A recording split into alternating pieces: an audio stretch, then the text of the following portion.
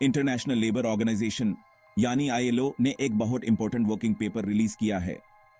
ISS paper में कहा गया है कि यूनिवर्सल सोशल प्रोटेक्शन कितना जरूरी है, खासकर लो और मिडिल इनकम कंट्रीज में।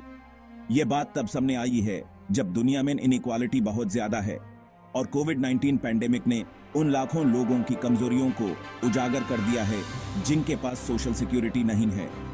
रिपोर्ट में हाईलाइट किया गया है कि दुनिया की आबादी का एक बड़ा हिस्सा अभी भी बेसिक सोशल प्रोटेक्शन मेजर्स जैसे पेंशन, हेल्थ केयर और मुश्किल समय में इनकम सपोर्ट से वंचित है।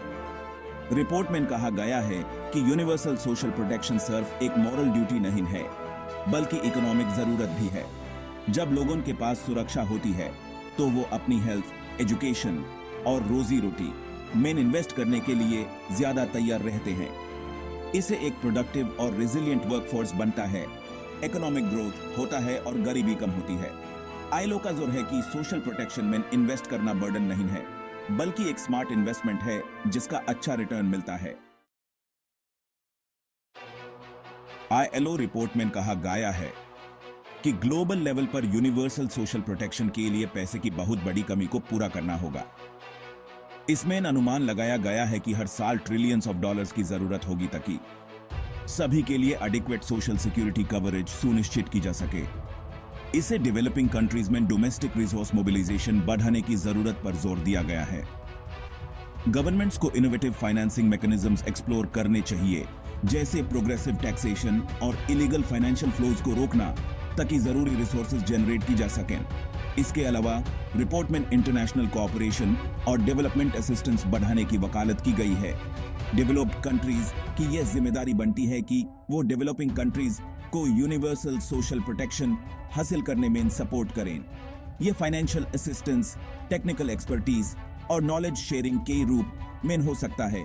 आईएलओ का कहना है कि यूनिवर्सल सोशल प्रोटेक्शन एक शेयर्ड ग्लोबल गोल है जिसके लिए कलेक्टिव एक्शन और सॉलिडारिटी की जरूरत है।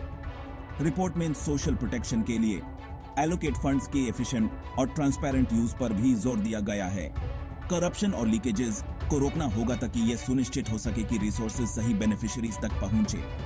सोशल प्रोटेक्शन प्रोग्राम्स के इम्पैक्ट को मैक्सिमाइज करने के लिए गवर्नेंस मैकेनिज्म्स को स्ट्रॉन्ग करना और अकाउंटेबिलिटी को बढ़ाना बहुत जरूरी है। इंडिया, जहां दुनिया के एक बड़े हिस्से में गरीब और कमजोर लोग रहते हैं, ने रिसेंट ईयर्स में सोशल प्रोटेक्शन कवरेज बढ़ाने में काफी तरक्की की है। गवर्नमेंट ने अपने सिटीजन्स को सुरक्षा देने के लिए कई स्कीम्स और प्रोग्राम्स इंप्लीमेंट किए हैं। ये कोशिशें उस देश में खासकर महत्वपूर्ण हैं जहां काफी ज्यादा सोशियो इकोनॉमिक डिस्पैरिटीज हैं और बहुत बड़े पैमाने पर इनफॉर्मल वर्कफोर्स है। इंडिया के प्रमुख प्रोग्राम्स में से एक है Mahatma Gandhi national rural employment guarantee act यानी MGNREGA। यह प्रोग्राम रूरल हाउस होल्ड्स को 100 डेज का पेड एम्प्लॉयमेंट गारंटी करता है, जिससे रूरल कम्युनिटीज को एक क्रूशियल सेफ्टी नेट मिलता है। एक और महत्वपूर्ण पहल है प्रधानमंत्री आवास योजना यानी PMA, जिसका उद्देश्य अर्बन और रूरल गरीबों को अफोर्डेबल हाउसिंग प्रोवाइड करना है। इंडिया ने आयुष्मान भारत जैसी स्कीम्स के थ्रू हेल्थ केयर एक्सेस को बेहतर बनाने के लिए भी कदम उठाए हैं। ये स्कीम लाखों गरीब और कमजोर परिवारों को हेल्थ इंश्योरेंस कवरेज प्रोवाइड करती है, जिससे वो बिना किसी बड़ी फाइनेंशियल परेशानी के quality health care services access कर सकते हैं। इन सभी पॉजिटिव डेवलपमेंट्स के बावजूद यूनिवर्सल कवरेज सुनिश्चित करने में चैलेंजेस बनी हुई हैं, खासकर मार्जिनलाइज कम्युनिटीज तक पहुंचने में। Mahatma Gandhi national rural employment guarantee act यानी MGNREGA, जो 2005 में लॉन्च किया गया था, एक ऐसी पायोनियरिंग पहल है जो रूरल हाउसहोल्ड्स को हर साल 100 डेज का पेड एम्प्लॉयमेंट गारंटी करता है। यह प्रोग्राम रूरल कम्युनिटीज को एक सेफ्टी नेट प्रोवाइड करने में महत्वपूर्ण रहा है, खासकर कम एग्रीकल्चरल सीजन्स या इकोनॉमिक डाउनटर्न्स के दौरान। MGNREGA ने न सिर्फ इनकम सपोर्ट प्रोवाइड किया है, बल्कि रूरल एरियाज में एसेट क्रिएशन में भी योगदान दिया है। प्रोग्राम ने महिलाओं को एम्प्लॉयमेंट अपॉर्चुनिटीज प्रोवाइड करके और फाइनेंशियल इंक्लूजन को बढ़ावा देकर एम्पावर किया है। MGNREGA ने रूरल एरियाज से अर्बन एरियाज में होने वाले डिस्ट्रेस माइग्रेशन को कम करने में भी महत्वपूर्ण भूमिका निभाई है। विलेजेस में एम्प्लॉयमेंट अपॉर्चुनिटीज प्रोवाइड करके प्रोग्राम ने रूरल लिवलीहुड्स को सस्टेन करने और अर्बन सेंटर्स पर प्रेशर को कम करने में मदद की है। हालांकि MGNREGA को चैलेंजेस का भी सामना करना पड़ा है। जिसमें वेज पेमेंट्स में देरी और कुछ एरियाज में इनएडिक्वेट इंफ्रास्ट्रक्चर शामिल हैं। प्रोग्राम की इफेक्टिवनेस को मैक्सिमाइज करने और बेनिफिट्स की टाइमली और एफिशिएंट डिलीवरी सुनिश्चित करने के लिए इन बॉटलनेक्स को दूर करना बहुत जरूरी है। इन चैलेंजेस के बावजूद MGNREGA इंडिया के सोशल सेफ्टी नेट का एक महत्वपूर्ण हिस्सा बना हुआ है और एक large scale employment guarantee program का एक बेहतरीन उदाहरण है। Section 5 Ayushman Bharat health care access को बेहतर बनाना। 2018 में लॉन्च किया गया आयुष्मान भारत इंडिया में यूनिवर्सल हेल्थ कवरेज हासिल करने की दिशा में एक महत्वपूर्ण कदम है। इस स्कीम की दो कंपोनेंट्स हैं, प्रधानमंत्री जन आरोग्य योजना यानी PMJ और हेल्थ प्रोटेक्शन स्कीम जिसे ABHPS के नाम से भी जाना जाता है। PMJ सेकेंडरी और टर्चरी केयर हॉस्पिटलाइजेशन के लिए 10.7 करोड़ से ज्यादा गरीब और कमजोर परिवारों को हर साल प्रति परिवार 5 लाख रुपए तक का हेल्थ इंश्योरेंस कवरेज प्रोवाइड करता है। ABHPS का उद्देश्य देश भर में 1.5 lakh health and wellness centres स्थापित करके प्राइमरी हेल्थ केयर इंफ्रास्ट्रक्चर और डिलीवरी को मजबूत करना है। ये सेंटर्स कई तरह की प्रिवेंटिव, प्रोमोटिव और curative health care services provide करते हैं, जिससे हेल्थ केयर कम्युनिटीज के और करीब आता है। आयुष्मान भारत लाखों इंडियंस के लिए out of pocket health care expenditure को कम करने में हेल्पफुल रहा है। स्कीम ने क्वालिटी हेल्थ केयर सर्विसेज तक पहुंच को भी बेहतर बनाया है, खासकर मार्जिनलाइज्ड कम्युनिटीज के लिए।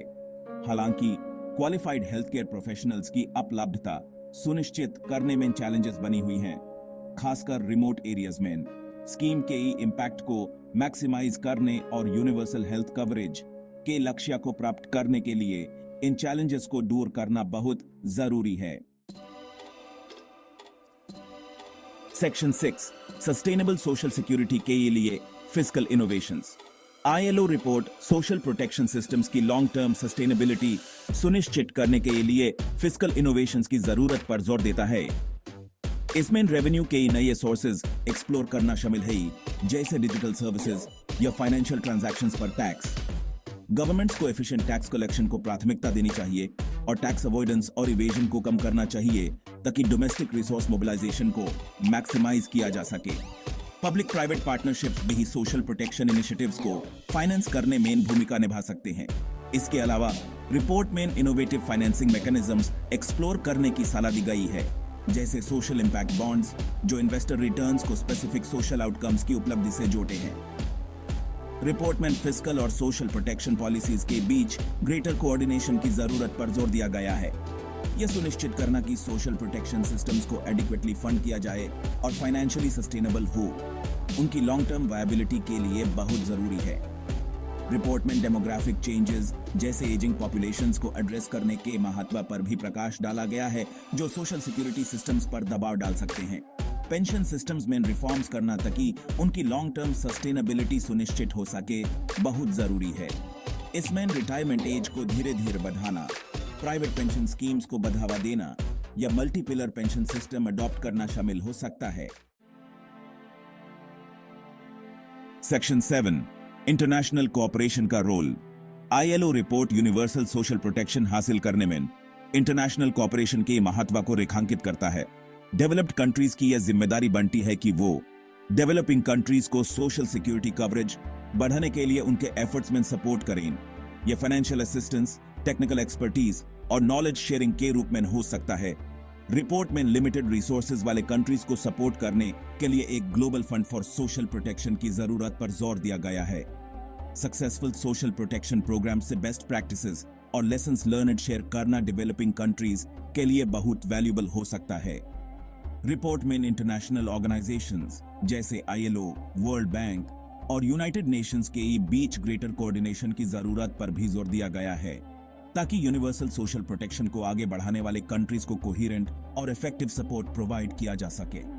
रिपोर्ट में फेयर ट्रेड पॉलिसीज की वकालत की गई है, जो डेवलपिंग कंट्रीज को सोशल प्रोटेक्शन में इन्वेस्ट करने के लिए रिसोर्सेज जनरेट करने में सक्षम बनाती हैं। क्लाइमेट चेंज और पैंडेमिक्स जैसे इश्यूज को एड्रेस करना, जो वल्नरेबल पॉपुलेशंस को नेप्रोपोर्शनल रूप से प्रभावित करते हैं, के लिए ग्लोबल कोऑपरेशन की जरूरत है। इंटरनेशनल कोऑपरेशन सिर्फ सॉलिडारिटी का मामला नहीं है, बल्कि एक स्टेबल और प्रॉस्परस वर्ल्ड बनाने में एक शेयर्ड इंटरेस्ट भी है। सेक्शन 8 एक ज्यादा इंक्लूसिव और सिक्योर फ्यूचर की ओर। यूनिवर्सल सोशल प्रोटेक्शन पर आईएलओ का वर्किंग पेपर इज क्रूशल, गोल को प्राप्त करने के लिए एक टाइमली और कॉम्प्रिहेंसिव रोड मैप प्रोवाइड करता है।